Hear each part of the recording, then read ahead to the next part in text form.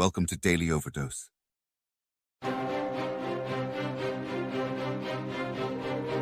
They say a mind is a terrible thing to waste. The mind is so powerful. It's so unique. It can do many things. And you are the one that is responsible for the thoughts that enter your mind. How do we, as individuals, as people, get away from misery? How do we allow ourselves to elevate the game, to go higher than we've ever gone before? How do we escape from the misery? Because misery has no place in your life. Misery is exactly what it is. Misery doesn't bring happiness. Misery is on a mission to take everything away from you. What is misery doing for you? What has misery done for you lately? Has it given you everything that you need? Has it made you a better person?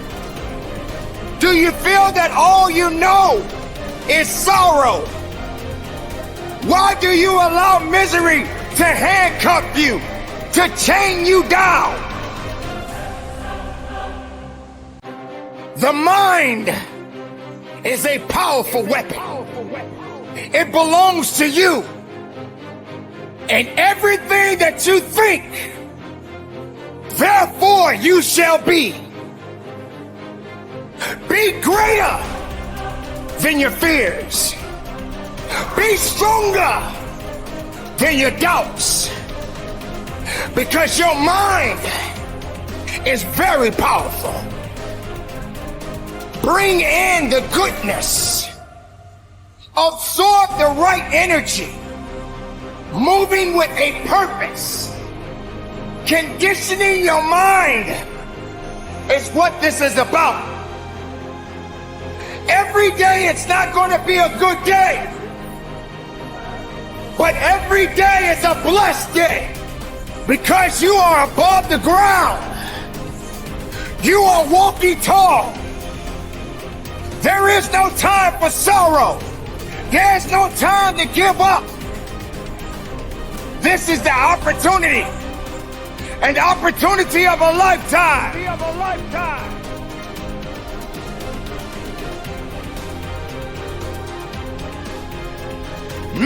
Resurrect yourself from the pit of darkness, because misery doesn't have the right to control your life, your mind, your abilities, your faith within yourself is all that you need. The steps that you take in your life, it's a process within itself. It won't be easy, but you don't deserve easy. Easy is not something that you should be looking for. Embrace all of the challenges that are necessary. But you continue to fight forward. You continue to believe in yourself. When the rest of the world says no to you, you say yes to yourself.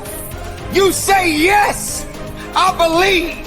You say yes, I can do it. You say yes, nothing can stop me. Let it be known within you. Because no matter what's happening, no matter what's going on around you, you are responsible for what you think within you. Your mind does matter. And if you put the wrong things inside of your mind, the best things won't come out. The best of you won't show up. Because you allowed everything around you to destroy you. to destroy your dreams. And your dreams are limitless. They never die. There's gonna be a lot of things swimming beneath your feet.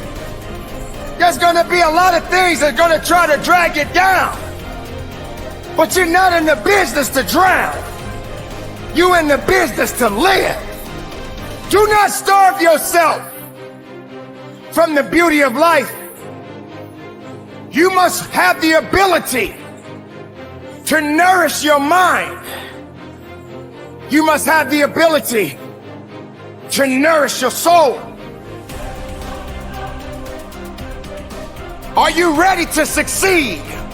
Are you prepared to move forward? Make it count. Be productive. Be powerful. And from the bottom of my heart, conduct your business. Life is not fair. And that is the reality. Disease and accidents don't care if their victim is a good person. They have no reason, no justification, and no mercy. And you cannot stop it. So, what do you do? Life's not easy. It is not. Don't try to make it that way. Life's not fair. It never was. It isn't now, and it won't ever be. Keep going because there's people that don't want to see you succeed. Keep going because you want to prove those people wrong. You want to knock the naysayers down. You want to make them your footstool. I'm telling you to keep going when you face opposition. I'm telling you to keep going when you face adversity. People always ask me like there's some magical response. How did you go from just coming from Liberty City, selected one of the top 5 speakers in the world? I was willing to work. Most people aren't willing to do that because I was moving. I want you to write this down. Keep it moving. One of the things that you don't want to do is become comfortable with where you are when you know in your heart of hearts you can have more and you can do more, and there's a life for you beyond survival. And I just felt that I could do more. I say, step up. Be the one who people look to. Absorb the impact and the negativity. No matter what is happening, no matter how hard the fight is, as long as you keep fighting, you win. Only surrender is defeat. Only quitting is the end. Fight on. Sometimes you're gonna just say you just don't have it anymore. You must reconnect with your possibilities. It's time for us to rise again. It's time for you to rise up, and it's time for you to make that first step. It's time for you to start grinding so that you can make it happen. We got a lot riding on you, and I'm telling you, greatness is here.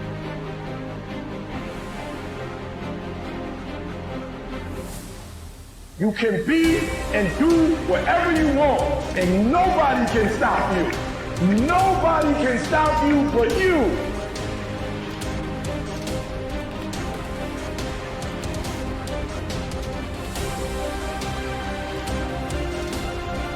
Dostoevsky said that in Notes from the Underground. Great book.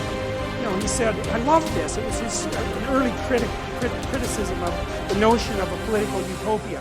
He said, look, if you gave people everything they wanted, they had nothing to eat but cake, and nothing to do but sit in warm pools and busy themselves with the continuation of the species. That was his lines.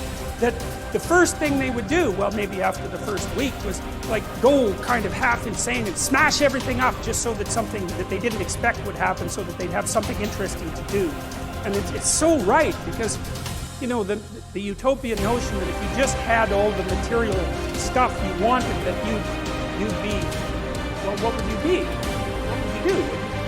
You'd just sit on the couch and watch TV? I mean, you'd be, I don't know what, you'd be cutting yourself just for entertainment and no time flat, you know, and that's the sort of thing that people do. So we're not adapted for security and utopia. We're adapted for a certain amount of security because, you know, we are vulnerable, but mostly we want to have one foot out where we don't know what the hell is going on, because that's where you're alert and alive and tense and with it. And you know, I believe this, and I believe it actually has something to do with the hemispheric structure of the physiology of your brain, is that because the right hemisphere looks roughly adapted to what you don't know, and the left hemisphere, this is an oversimplification, but a useful one, is adapted to the world that you do know, and the right place for you to be is halfway between them. Because that, and you can tell that, that's what's so cool, and this tells you that this is actually reality that's manifesting itself to you. You know, that sense of active engagement you have in the world when things are working well for you, you know, where you should be at the right time. You're alert and on top of things and engaged, and you don't have much of a sense of time, and the sense of the tragedy of life sort of recedes, and that's when you've got one foot where it's secure and one foot out in the unknown. And your brain signals to you that you're in the right place by making what you're doing meaningful. And that sense of meaning is actually a neurophysiological signal that you've got the forces of the cosmos properly balanced in your being at that moment. And that's why it feels so good.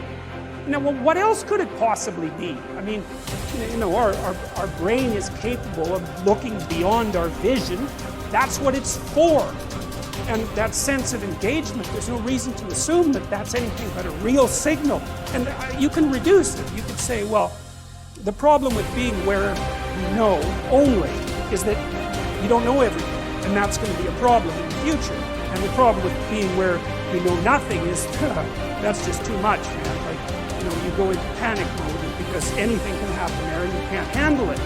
So you've got to mediate between those two things. You want to be secure enough so that your physiology isn't revving out of control, and you want to be out there in the unknown enough so that you keep updating yourself constantly.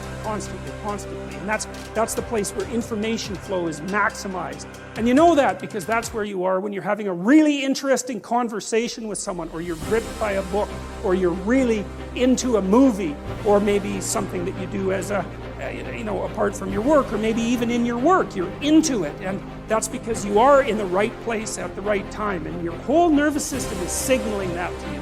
And I would say that's the sort of place that you should be all the time. And of course you can't be, because no one's perfect, but that's the recreation of paradise on earth. It's something like it, because you are in the right place at the right time when that is happening.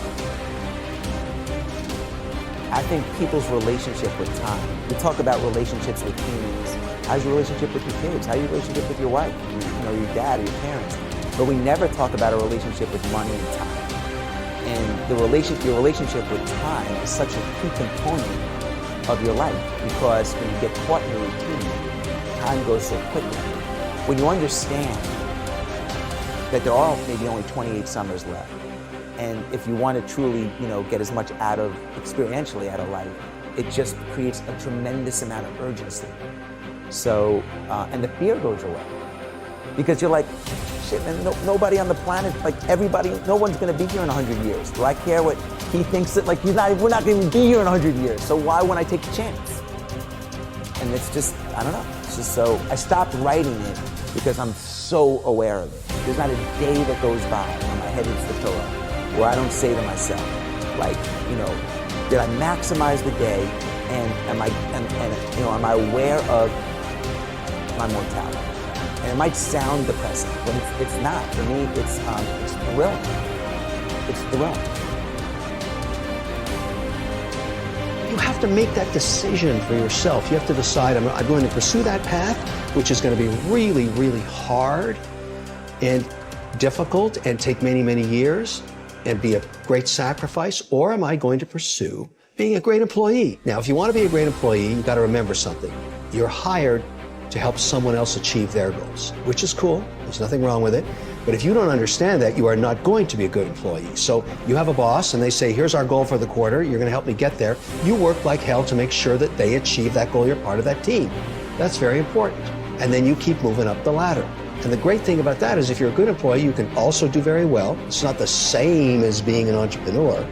You're never going to probably make as much money as you could have had you started the company, is my point. But you'll get the Saturdays off, the Sundays hang out, go to the soccer games with the kids, have a more balanced life. There is no balance in entrepreneurship. we talked about love and how to have love in a relationship. And one of the complaints that I hear, or one of the issues that I hear in people's lives is that they don't feel loved, they don't experience being loved, they're not loved. And they're then left with this kind of tail chasing exercise, okay? Where they're on the lookout to love themselves first. I first must love myself, which is that statement alone is very insular. It kind of turns you in the way, all right? So, which goes against the grain of love as an expression, right? So love is an expression, but I have to love myself first. It doesn't quite add up, and you got to check this out for yourself, okay?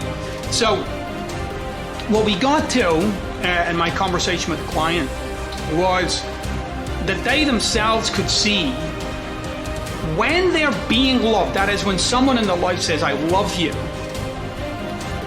that they experienced love. And right away in the moment, it seems like I'm experiencing you giving me love. If you look again, if you actually inspect again, you'll see in the moment that they said, I love you, what you were actually present to was your own love for them. Now, if you again look in your life, you'll find there's occasions when people have said, I love you, and you didn't experience anything. In fact, for some of you, if you've had issues with certain people in your life and they say, I love you, you often experience resentment or upset, or, you might not always say it, but you'll experience it. That is, you can't experience that communication, you can't experience their love for you because you are not in the presence of your love for that person. Now, what does that tell you? Well, it tells you that love is a generated phenomenon. That is, it's something I'm doing. It also tells me that love is not an outside-in phenomenon, but rather it's the other way around. It's inside out. That is, I have to be in the presence of my love for you to receive your love. So, I want you to try it out this week. I want you to try out for yourself being in the presence of, that is, getting yourself connected to your love for people, the people in your life. And especially in those moments when they say, I love you.